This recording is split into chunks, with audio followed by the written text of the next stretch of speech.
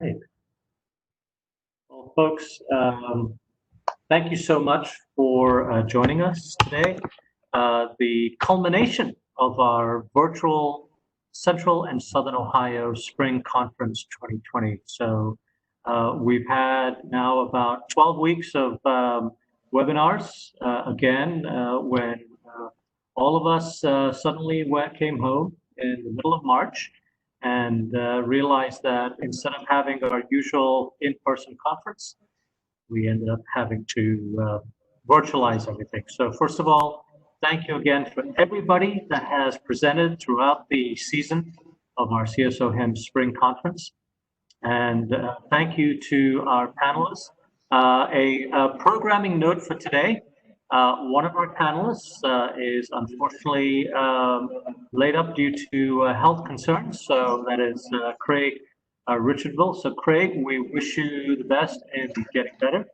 But we have with us today Justin Gernot and Ed Marx to talk to you about digital health transformation. So thank you so much. But before I do that, there's a few folks that we want to be able to thank and be able to really go through this year and the last 2 years on the board. Without these people, we really couldn't have pulled all of our events off. So, you folks. So first of all, we have to thank our board.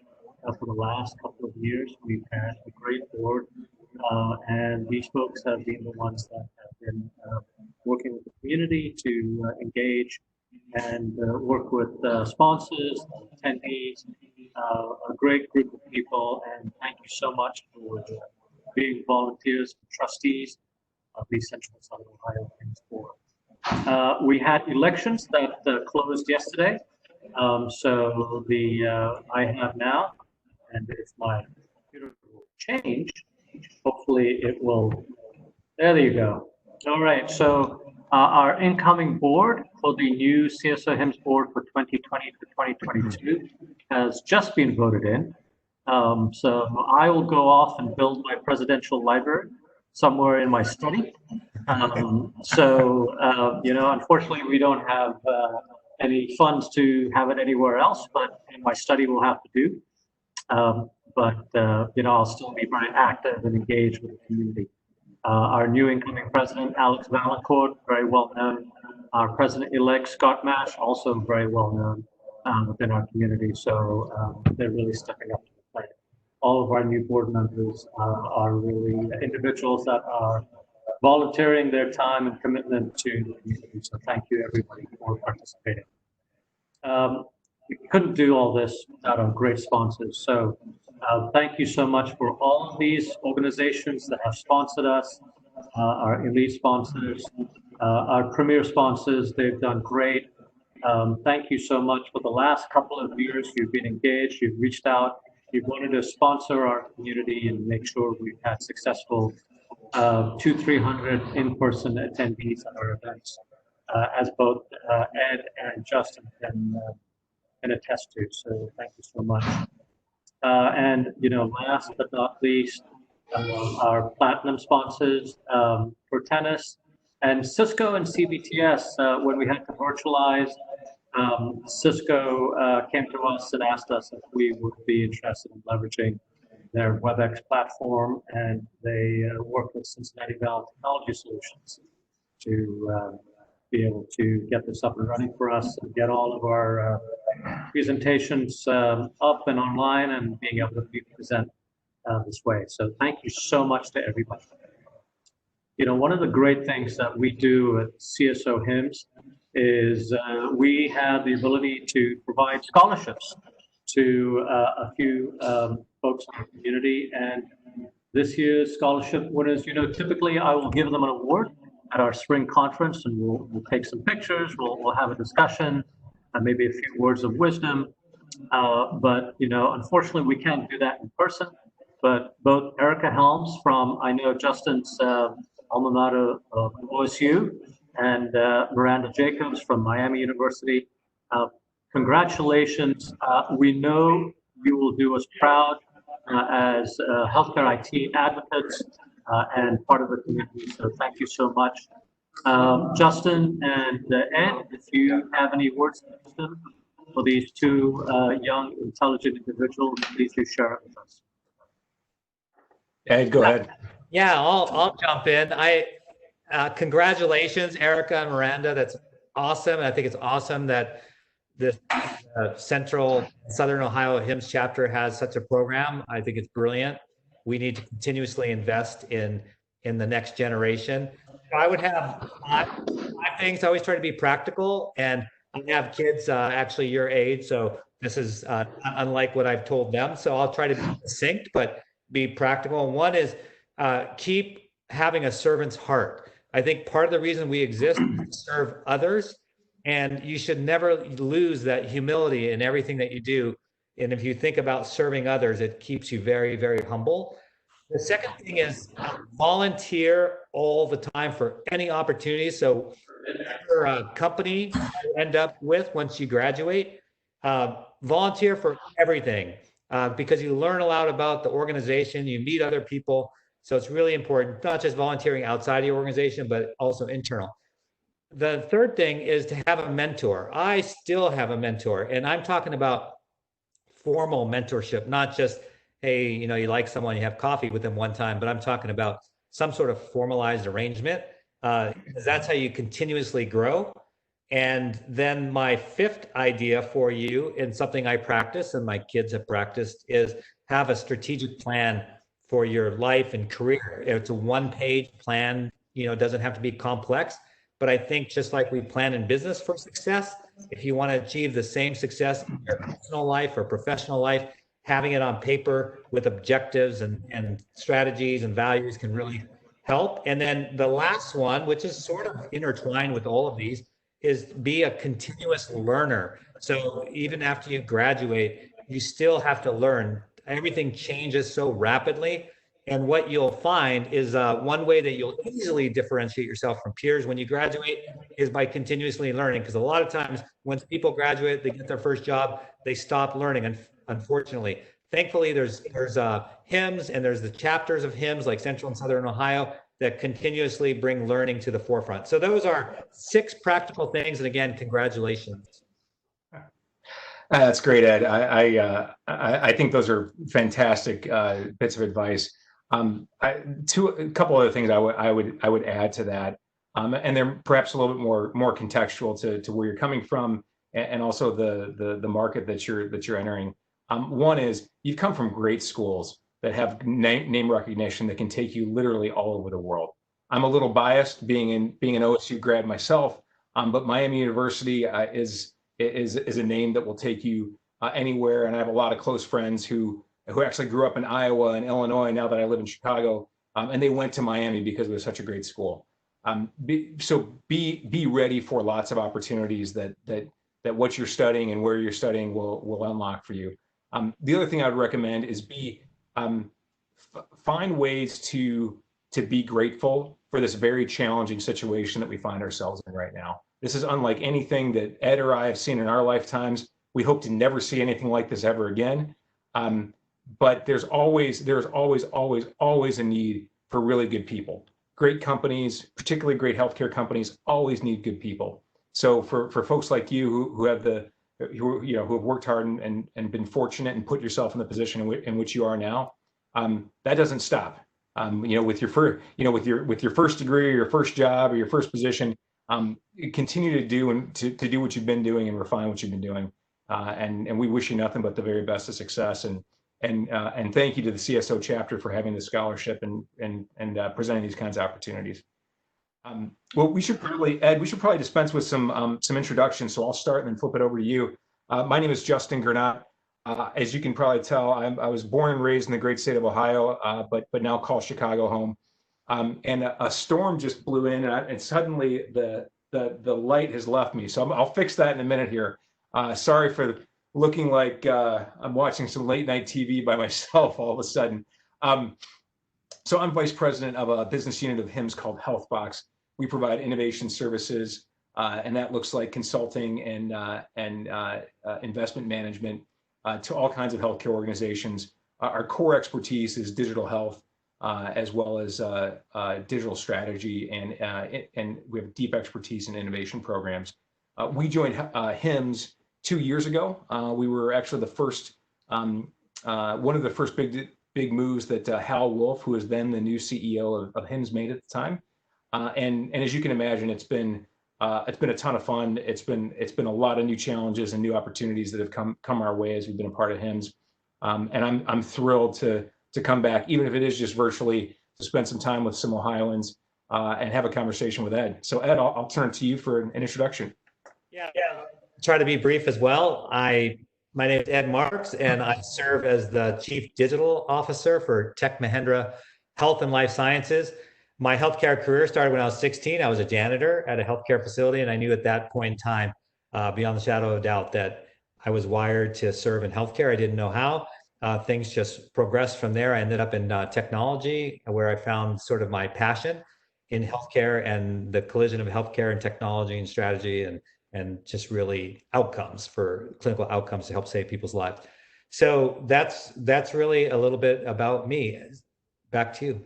Yeah, great. And incidentally, we would be remiss if we didn't mention Craig Richardville, who is a close friend of Ed's, who's the CIO of SCL Health. He was slated to be with us today, couldn't be with us. So Craig, we send you our well wishes and hope you get well and fast. So we're in a really interesting time, and I think we'd be remiss, Ed, if we didn't have a little bit of a conversation around what we think the future holds for the industry, and just get a little bit of commentary from your perspective, and also share some of what we've defined and decided within HealthBox. We kind of see like a near-term future. So while we're dealing with COVID over the next 18 to 36 months, and then a longer-term future after we have the pandemic under control, and we believe that we have, and we're adjusting to a new normal. And there's a lot of prognostication over what that new normal would be. So in the near term, we're really seeing kind of 5 things that are big changes in the provider landscape. One is we're going to see a lot of consolidation. The financial situation is such that a lot of providers are struggling. There are some who've done really well with their investments and have been sitting on cash, and we expect more mergers and acquisition to happen. Agility is something that we've seen like we've probably never experienced before in our careers. The way that healthcare providers have partnered across communities, the way they've shifted people from one part of the organization to another, the way they've stood up and turned down applications that, if we're being honest, a lot of clinicians were resistant to for quite some time. It's been agility, and it's been a definition of agility that goes beyond what we usually think about in IT. Obviously, telemedicine, you can say that a million different ways, but it's certainly taken off, and we believe that genie is totally out of the bottle. And then value-based care, when we think about just how we pay for things, value-based care, we think, at least at HealthBox, has hit a speed bump, but not hit, but that march toward value is going to continue. And then just different types of ways of covering patients and of treating patients. We've seen what Walgreens and CVS and Walmart have done, and this disruption has only accelerated the opportunity for them. I'd be curious, Ed, in your background with Cleveland Clinic and now with a really broad purview with serving all kinds of different clients and institutions. What else, aside from that, or maybe in addition to that, what would you see as kind of the near term for provider organizations at the macro level? Yeah, so I think it's what I term survival of the digitalist. So those who embrace digital transformation capabilities will be the winners. And so there will be, this is Ed Mark's opinion, not necessarily my employer, but from everything I can read and some of the research that we've done in preparing for a book that's coming out, is we're really moving to virtual care very rapidly. That's obvious right now. We were talking about it before COVID, but certainly COVID accelerated that. And consolidation. So if you think about other industries, most industries, you usually have 4 or 5 companies that have 80% of the market share.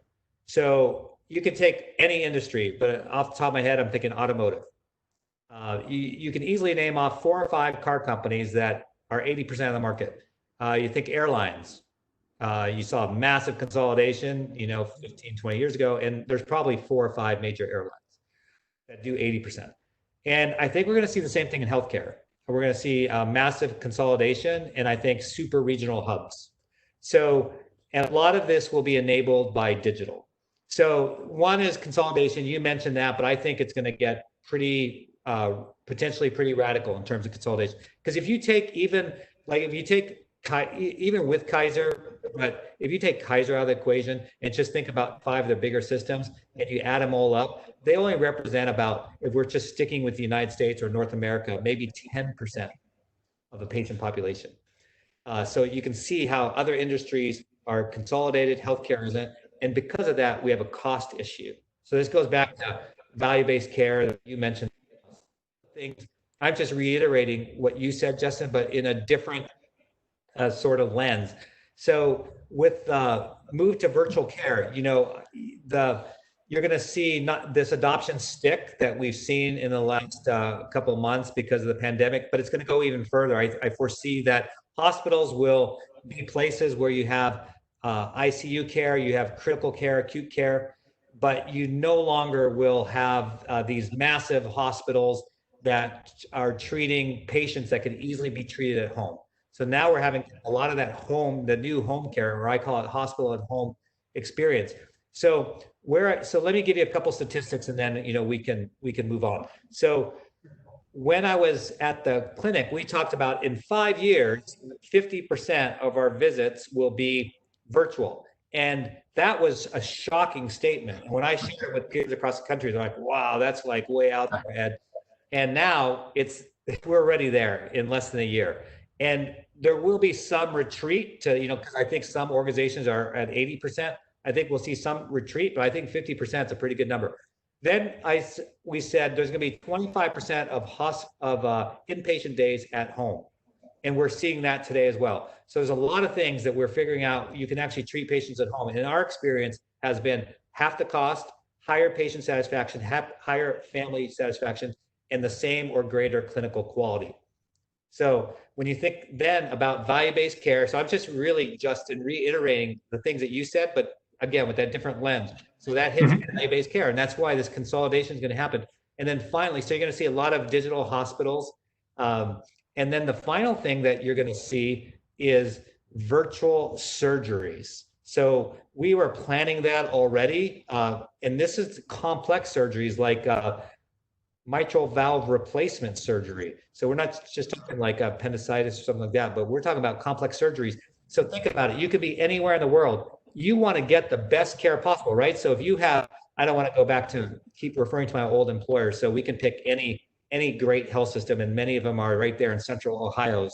But let's just say children. So if you were in another country or maybe somewhere where you don't feel like you had good children's care, you can easily take advantage of the children's hospital there in mid-Ohio and get the very best in the world, even virtually, and including surgeries. So that's where we're headed. And the adoption is going, all the barriers to the adoption were sort of flattened out. And so we're going to get there pretty quick.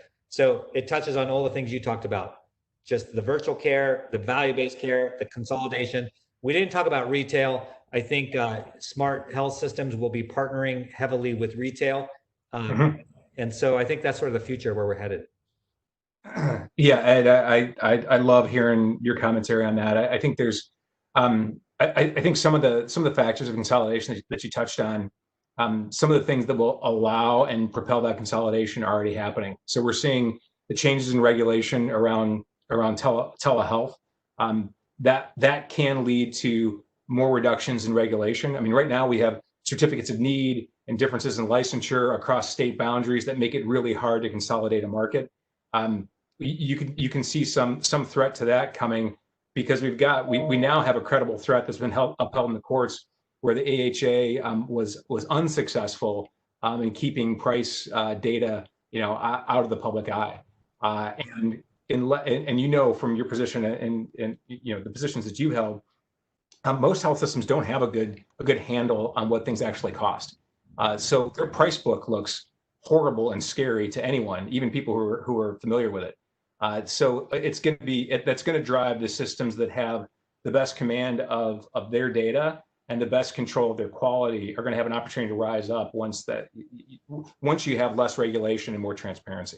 Yeah. So I agree with you that that's going to happen. And I also agree that there's going to be significant partnership with retailers, particularly for primary care.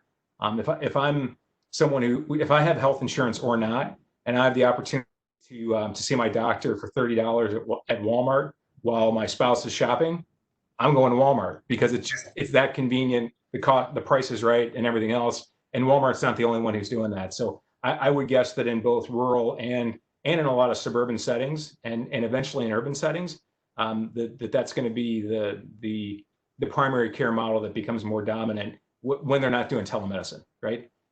Yeah, and I'll just say one more thing, just because when you participate in a webinar, it can be kind of boring if it's stuff that everyone else talks about. And already, Justin, we've sort of pushed the envelope a little bit here. So here's one more radical thing. That way that we can leapfrog retail. So retail is ahead of us because they know consumerism. They've done it for a long time. They've got the systems, and now they're deploying physical assets, right? If you take a Walmart example, and there's some statistic I read, something like, it's not exact, but like everyone lives within a couple miles of a Walmart, or 80% of the population lives, really close. So, but the future is not physical.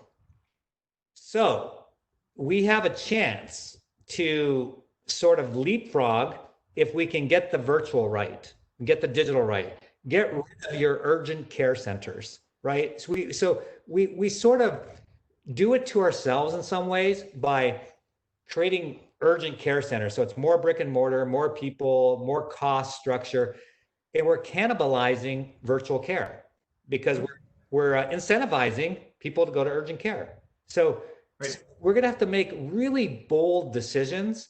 Otherwise, we're going to slow our progress down. And you're right, the convenience factor. Heck, if I'm going to be forced to go somewhere physical, I'm going to go to a retail shop because it's right near me. Yep. I love that you're saying that. And that's probably for some people who are listening, it's probably a little scary because they just brought urgent care on recently and it's doing well. Why would you kill a cash cow? But convenience is if it's on my phone, it's convenient, and everything else is inconvenient. Yeah, agree. Yeah, I think those, and I think longer term, when we get beyond the pandemic, those consumer expectations, they've been permanently reset. Totally. Great. To the point where if I need a shot, I'm asking if you can FedEx the shot to me, right? Yeah. I don't want to have to come in for lots of reasons now. Survival of the digitalist. I love it. I'm gonna quote you on that because that's certainly the perspective that we have within HIMSS and HealthBlocks for sure. So let's go back in time a little bit. Let's shift back and I want to get the benefit of some of your perspective from your role as a CIO. When you think about some of the first digital health solutions that you stood up, where did you start and why did you start with that particular solution? This doesn't need to be the EMR. It can be the EMR, but you could pick something a little more radical and something that's maybe people haven't heard much about. Yeah, well, so how it started, I'm going to figure out in my mind as I say this story in 60 seconds or less, and then try to get to the heart of your question. So when I was very young in healthcare, I worked in the strategy office. And the IT shop asked me to get involved because they had this great product where you literally dial in. So that's sort of sharing my age, probably mid-90s. You literally dial in to a system, and it's cool because you're a doctor. You can now dial in from your home. So it's a very advanced. You can look at clinical information. So I helped them market that because they weren't very good at marketing, and we had 95. We went from like 10% adoption, 95% adoption in less than a year. So I thought, oh, that's cool, but I was busy with my own stuff.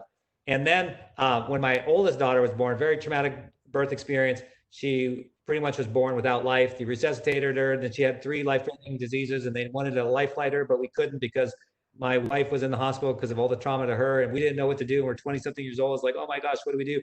And then I realized, wait a second, that system, we can get the doctors in Denver Children's Hospital to dial in to, this was in Fort Collins, Colorado. So the levels of NICUs were much different. So we needed the expertise in Denver. So that's what we ended up doing. So they dialed in, consulted with the docs. That was my first experience to digital medicine. And my daughter was saved, and my wife did well. And from there, I knew my calling specifically from those days as a janitor was healthcare technology.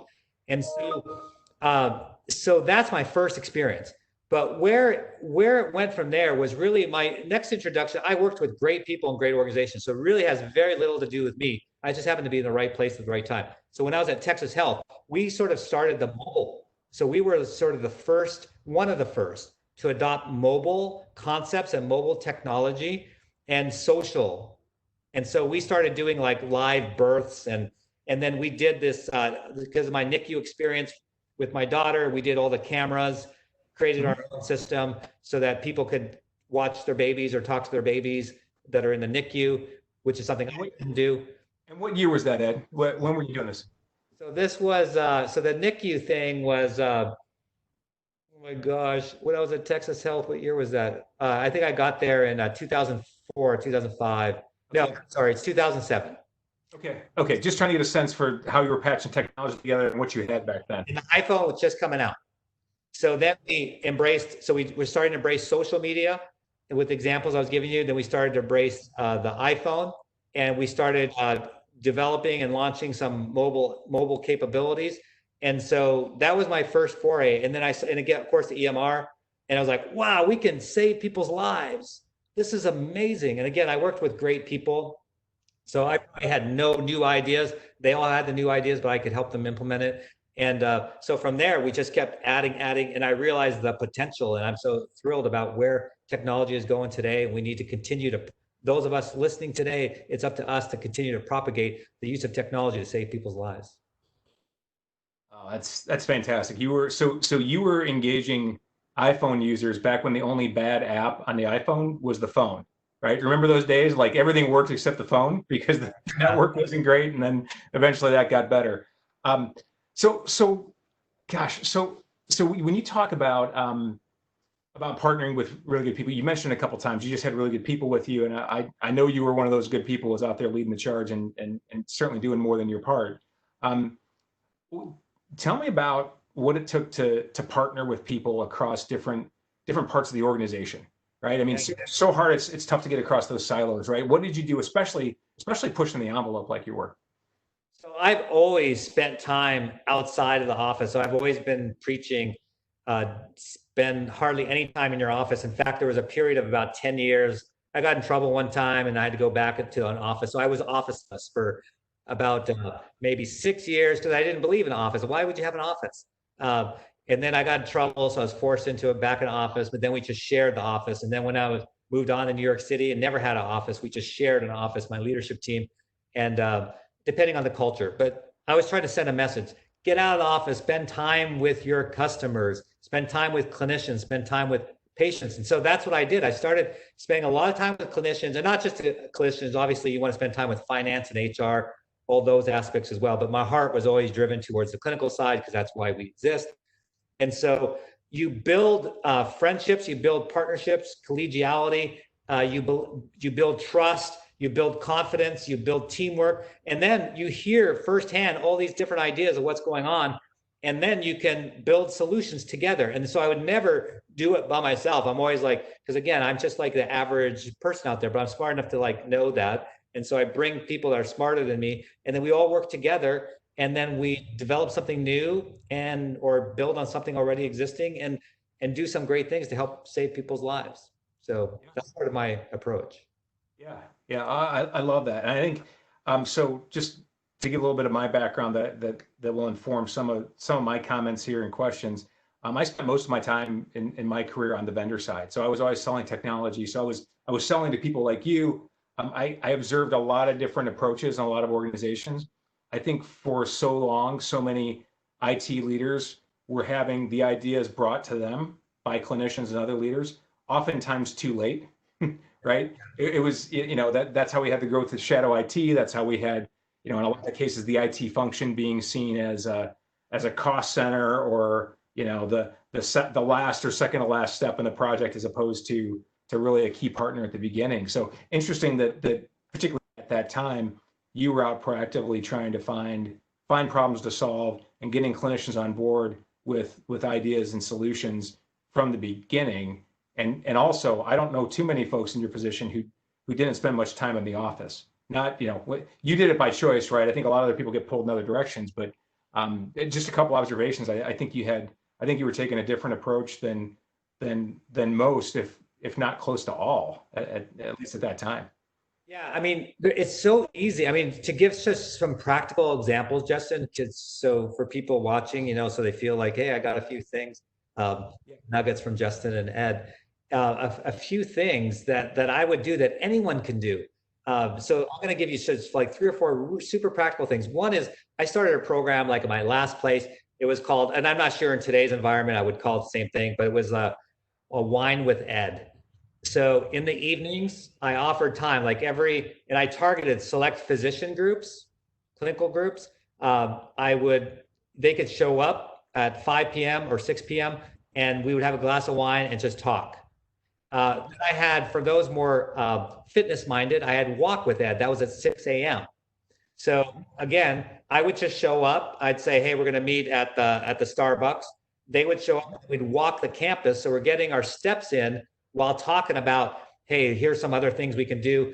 And then, so that's one thing. And the clinicians really respected that. And this is nursing as well. And then, and so that's easy. You just set up time, free time, nothing structured. Don't get all formal. That people hate that. Another thing is to volunteer. So every week I volunteer. So at my last place, but I did this at multiple organizations I've been with. My mom died of cancer 10 years ago. So I have a heart for cancer. And so I was able to easily, during my lunchtime, walk over once a week, Wednesdays at 1 p.m. and go to the cancer center. We had a cancer hospital. And my job, I put on one of the volunteer things. I went through all the volunteer process. And my job was to talk to cancer patients as they were receiving chemo. So these were outpatient chemo patients. And I didn't want anyone to be alone. And about half of them come alone. And it's like, oh my gosh, I can't imagine my mom if she was ever alone. Thankfully, she wasn't. But so then you just go in there and say, hey, do you need some coffee? Do you need some soda? Do you need a blanket? Do you need a pillow? I mean, anyone can do this. But when you interact with those patients, man, you are rebased. You don't care anymore about the stupid politics going on. You are refocused. You are there for them. And then you obviously have a lot of interaction with the clinical staff when you do something like that. Another example, a little bit more extreme, but anyone can do this. So I spent Wednesday, I had a shift every Wednesday in the OR. So I did have some previous training as an anesthesia tech, so early in my career. So I said, look, I want to be an anesthesia tech at the Cleveland Clinic. And they said, yes. I met all the criteria.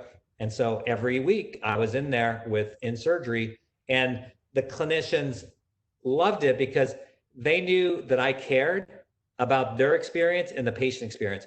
And again, it just touched me every time, sort of rebased me, refocused me. It was like the highlight of my week was Wednesdays, because I did a full shift in the OR. Then in the afternoon, so I got up really early. And then in the afternoon, I had this volunteer experience. I still got my regular job done too. In fact, I would say I was better because of it. So you don't have to be a clinician to volunteer. Depending on the position in the OR, you can do anything. You can do housekeeping. You can be trained as an anesthesia tech. So don't use an excuse that you don't have the training. So these are just practical things. And the last thing that we already mentioned on the top to the scholarship winners is a mentor. So I didn't know what it was like to be a nurse. So early in my career, my 1-year mentor was a CNO. Then I had a CMO as my 1-year mentor. Then shadow. So my team. So there's the last thing. I'm trying to be succinct, Justin, but I'm trying to be really practical. No, this is good. Keep going. These things are so easy, and I don't understand why people don't do it. So here's another one. Our team meetings, so we had weekly leadership meetings within IT, were held either in a hospital. So we, in the Cleveland area, we had many hospitals. So maybe you're one hospital, but even in one hospital, just down. So use scale and you go to each department. So we would select a hospital. We would meet in the hospital. And the first half hour was typical IT stuff. The second half hour was the C-suite of that hospital came in, and we're interacting with them. They're like, hey, no one's ever done this before. This is amazing. And as a result, you get these new ideas, this partnership, this collegiality, and all for the right reasons. And then when we weren't in a hospital, we would select, so I think we had 23 departments.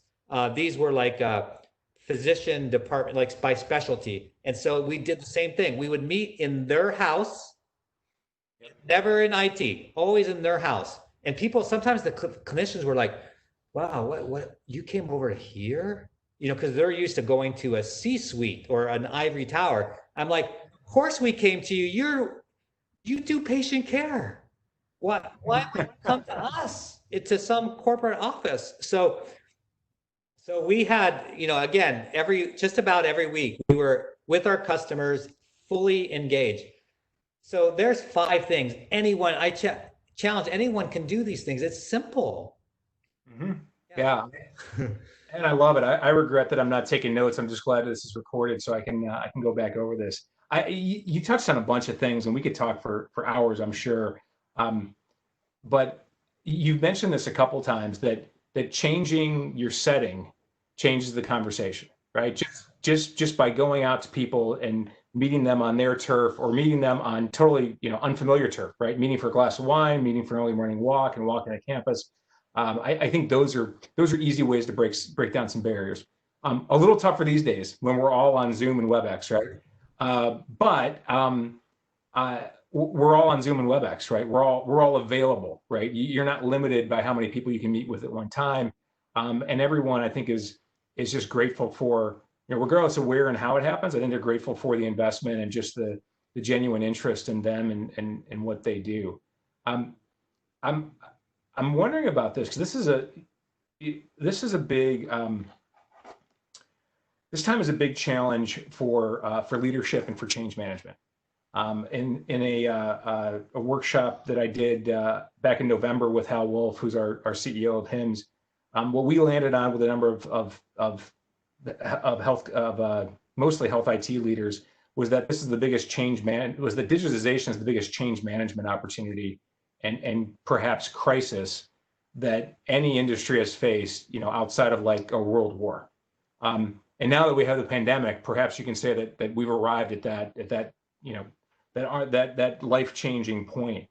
And change management really is leadership, and leadership at all levels. And so it's clear that, to me, that when you were acting as a volunteer in oncology, and when you were an anesthesia tech in the OR, you were serving, you weren't leading.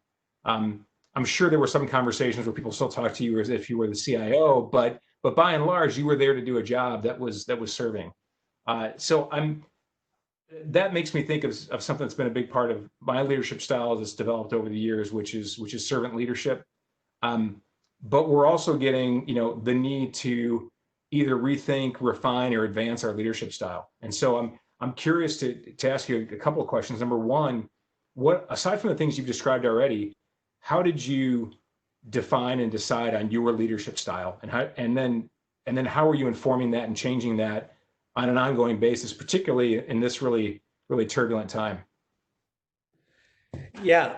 So before I answer that question, I just wanted to make one clarification. When I was in the OR, no one knew who I was except for the department director of anesthesia and the medical director of anesthesia. So you were just Ed behind the mask as far as they knew. Yeah, I had a different badge, had my name, and it was all accurate, but my peers did not know. They just thought I was a PRN, basically a caregiver. And some of the clinicians figured it out, but I would always tell them, don't tell anyone, you know, that sort of thing.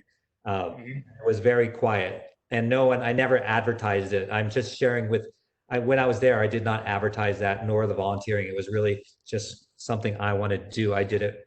I wanted to make sure my intentions were pure. So yeah, change management and sort of leadership style. I don't know. I think it goes back to the formation of your parenting and, you know, things that touch your heart. And so I didn't have to learn sort of leadership, servant leadership. There's some great books by Robert Greenleaf. He's sort of the father of that movement. And there's many, many examples of servant leadership. But I just always knew, I just had this sense that I was put on earth to serve others. And so that's what I always thought about doing. How can I help certain person be successful? So like my boss, like if I help my boss be successful, that means that they're being successful in helping the organization achieve its mission and vision. And then I went, and then I reversed it. I was like, man, if I'm gonna, so again, my presupposition is that I'm a pretty average person. So if I'm gonna attract above average talent, they're not gonna be attracted because they get to work with me. They're gonna be attracted because I'm going to tell them that I'm here to serve them. And that's exactly my approach. And so you can ask people. So I have, this is not a brag comment, but I just tell you, and I need to write down all their names. There's 18 CIOs today that used to work for me in healthcare. Well, one of them went to the Metropolitan Zoo, so he's not in healthcare. But 17 of the 18 went to healthcare. He went on to become a CIO outside of healthcare.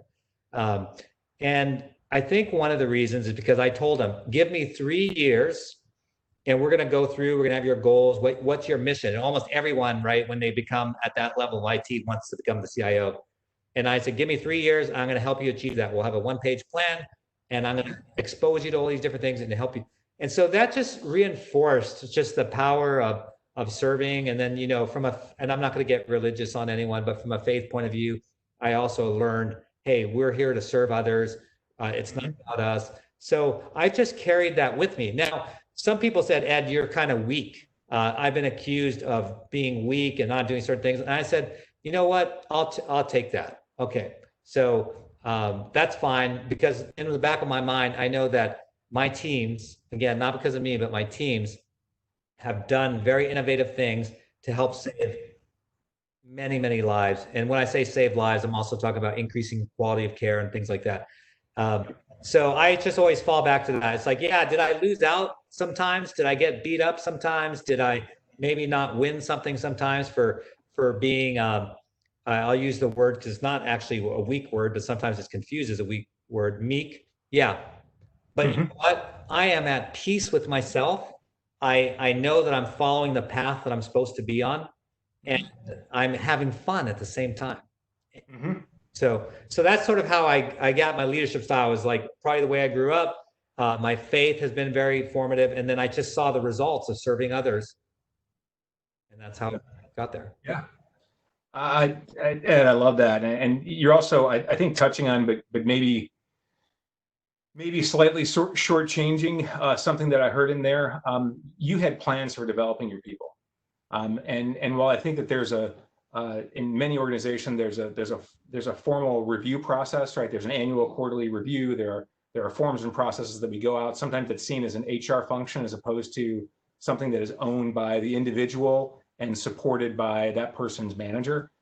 It's something that I feel really, really strongly about, and have had experiences with a few companies that have done it really well.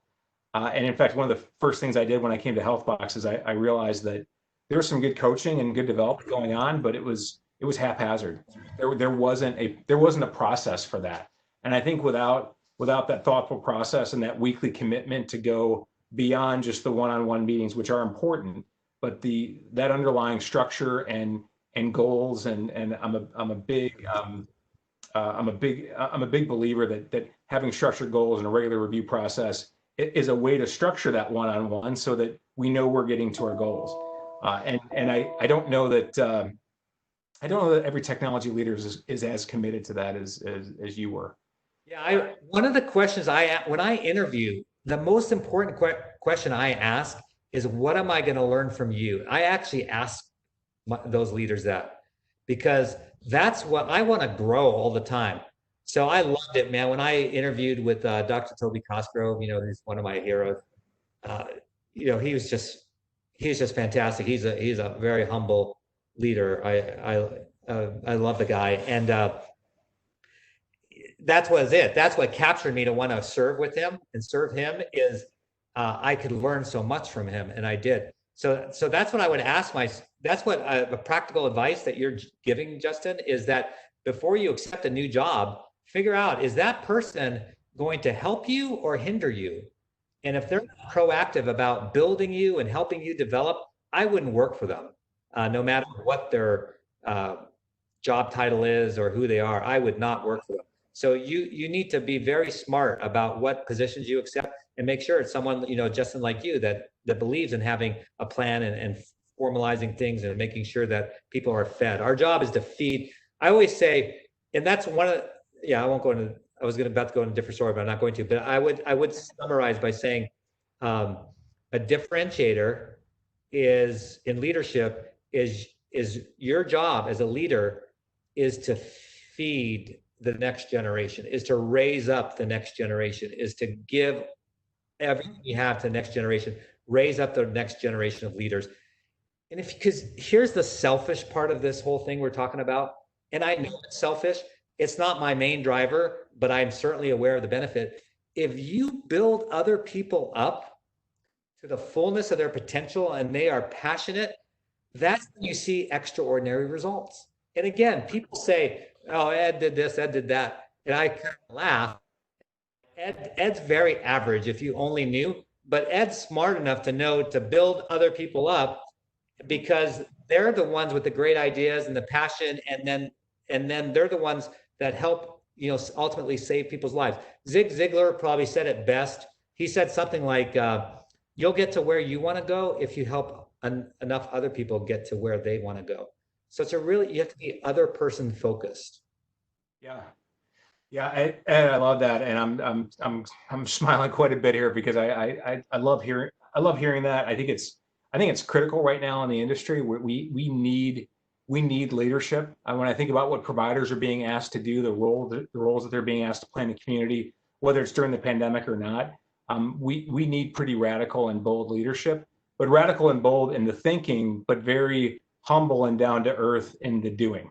Right, everything you described, from the volunteering to the way that you engage and inspire people who report to you and people who are elsewhere in the organization who need to be on board is all I think is all very doable and very down to earth.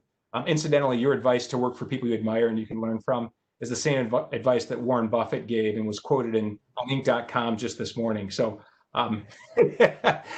great minds are definitely thinking alike. And I think it's practical, right? I mean, there's so many, particularly for the folks who are listening here. If you're a health IT professional, there's nothing but demand for what you do, and so to a great extent, the world is your oyster. And I'm thinking about an article that came out in the Wall Street Journal a couple of days ago.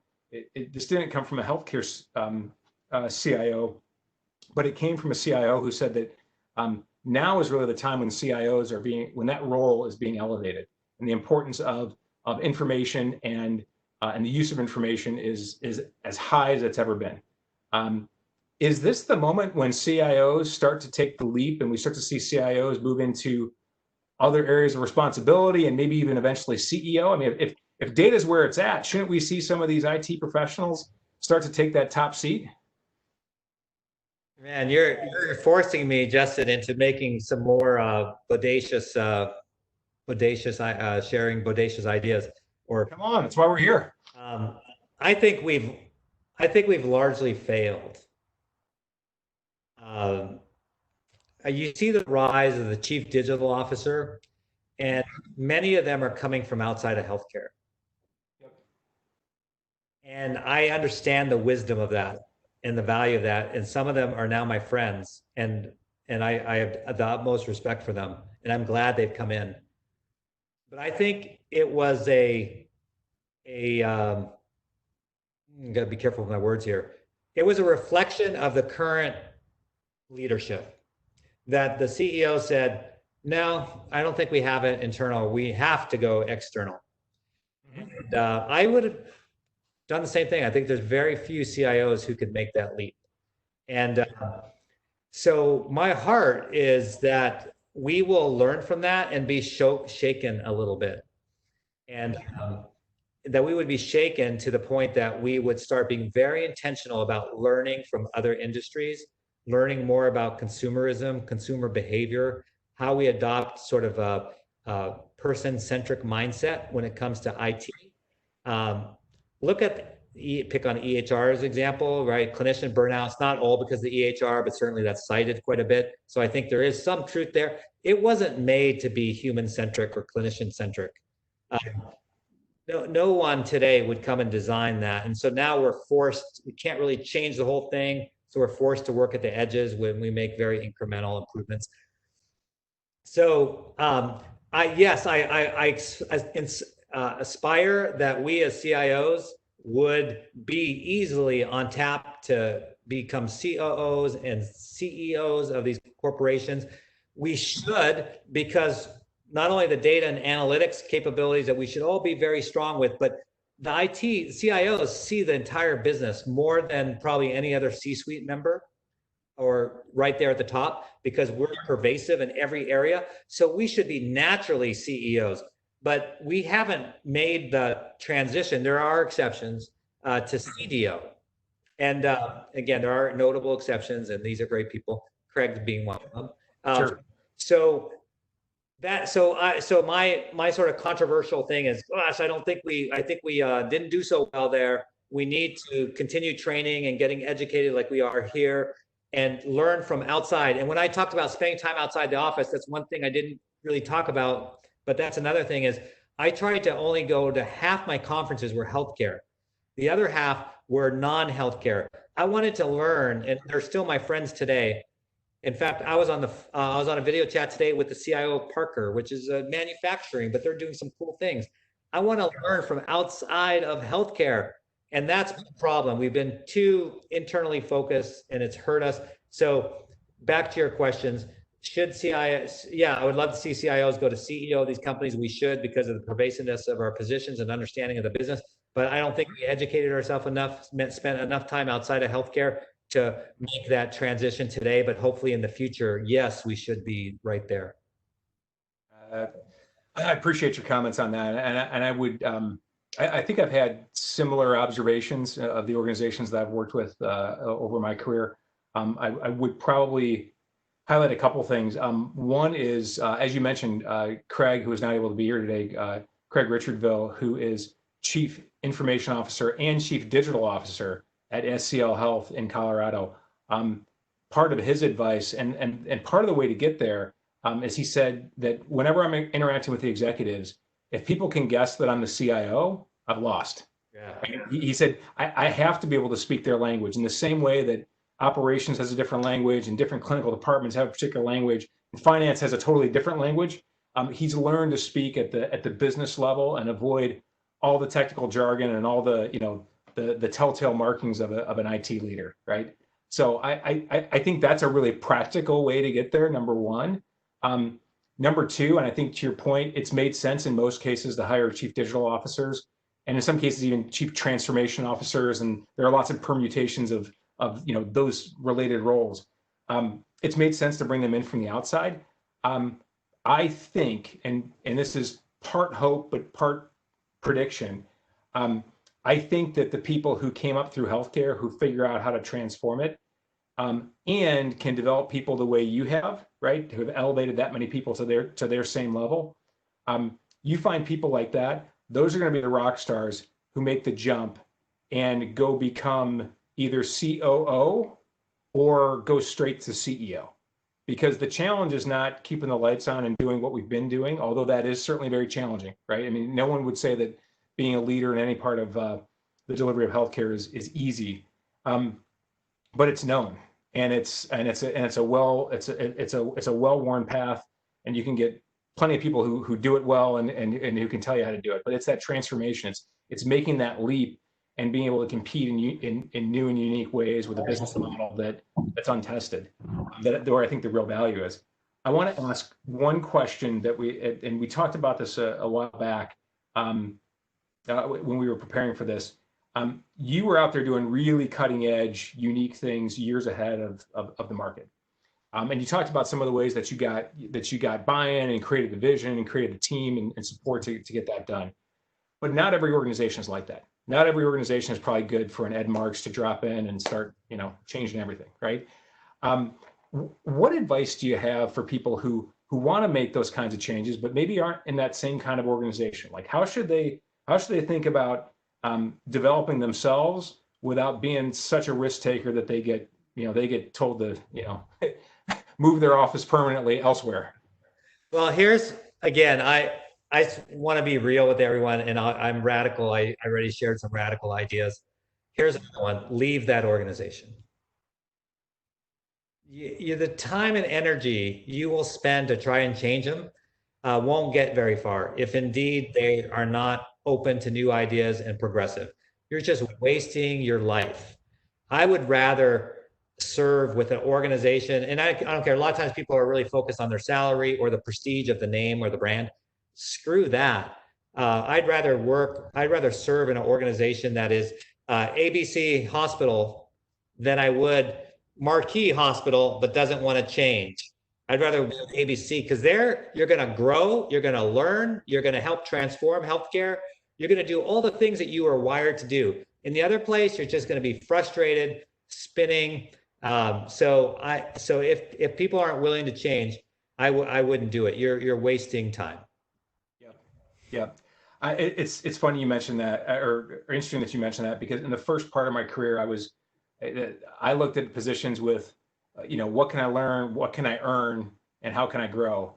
And eventually you get to a point where, the earning is enough, right? And the earning is not a driving factor anymore. But that learning and growing piece, that just never goes away. And if you're really wired for growth, which certainly you are, and I think most of the people who are listening right now are, that's just such a critical thing. And I think your comments earlier about Toby Cosgrove and what you could learn from him are just dead on. I think there's some really fantastic leaders in healthcare, including at those non-marquee places, right? There's a lot of people who don't, for lots of reasons, for family reasons, for, not want to change geography, right? They would love to be CEO of this hospital for 20 years and they could be as good a leader as you'd find, in any place across the country. We've got just a couple minutes left. Any questions that folks might have, please do submit those in the chat. We got one question here from Alex Valancourt. For organizations that can't or don't want to digitize, do you predict that those will be absorbed, purchased, or simply go out of business? Yeah, I think all of them. So it goes back to survival of the digitalist. So I think there's going to be a lot of M&A activity. And we've already seen, I saw a headline recently, like there's been 50 bankruptcies now since the pandemic of health systems. So some of them are closing permanently. Some will be absorbed. Yeah. I tend to, there won't be a good ending, right? Probably the best ending is to be acquired by someone who's got the cash and has the vision to help support and transform that organization. And for the ones who haven't been wanting to digitize, I would guess they've been on, for the most part, on hard economic times for quite some time. We're coming here to just the final 2 minutes. Ed, any last thoughts? You've got a lot of folks from, your former home state of Ohio here on the phone. What any last words of wisdom or thoughts on the way forward here during this pandemic? Well, I think one thing that common theme keeps coming up is really comes down to our personal values and our passions, things like that. I sort of go back to the advice that we gave to the scholarship winners. And one of them is simply have a plan and put it on one piece of paper. Everyone on this webinar is well-versed in sort of a strategic plan stuff. Put one together, and that way it makes it really easy for you to make decisions about, am I in the right place? Am I serving in the right organization? And I think it'll provide a lot of clarity, because otherwise people sort of meander in their life and in their career, and then they really didn't accomplish much, or they're dissatisfied or unhappy. So I think you need to have alignment with your passion and what you're created for, and then where you are serving today. So I think that's one key aspect, and just to think of everything from a servant's heart point of view. Wonderful. That's a great final message, Ed. Thank you. I really enjoyed it. Ajay, thank you for the opportunity to bring us bring both of us back to Ohio, even if it is virtually. And we'll look forward to making it physical as soon as the situation allows. Gentlemen, thank you so much. And with that concludes our CSO HIMSS year, our spring conference, virtual spring conference. Good luck to the new board. A great presentation, great conversation, very stimulating, very interesting. I know I took a lot out of it, and I'm sure many others. But thank you again, both to you, Ed, and to you, Justin. You're always great individuals to hear from, and your conversation is very interesting. So with that, I appreciate all that you do and all of the information that you were able to share. And we'll look forward to seeing you and everybody else, hopefully in person sometime in the future. And with that, we will end our presentation for today. Thank you so much. Thank you. Thanks, Ajay. Thanks, Ed. Take care. Thank you. Bye.